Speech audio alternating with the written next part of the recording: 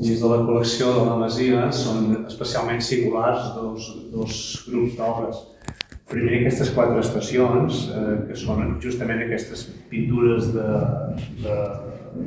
dones, de representacions de personatges femenins, cadascun dels quals, seguint la tradició ja antiga, que representa sempre una al·legoria de les estacions de l'any, aquí representades amb la forma de vestir, que això és molt interessant. La tardor, l'hivern, la primavera, l'estiu, i a vegades també algunes fins i tot amb influències de diferents modes de l'època.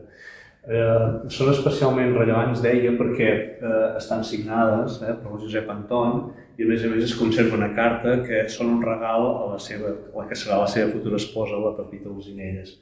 I allà li va explicant què representa cadascuna d'aquestes al·legories i de fet és una forma de declaració del seu amor d'una manera elegant, dins del que ens dona una idea de com devia ser també el personatge. Aquest tipus de representacions evoquen o són molt semblants a les làmines aquestes de les revistes de moda que en aquells anys ja començava a haver-hi, sobretot en el món anglès i a vegades també en l'entorn francès. Sí que és veritat que ens dona idea de l'habilitat que tenia Josep Anton també per pintar, perquè no són obres menors, sinó que estan prou ben fetes encara que estigui copiant models.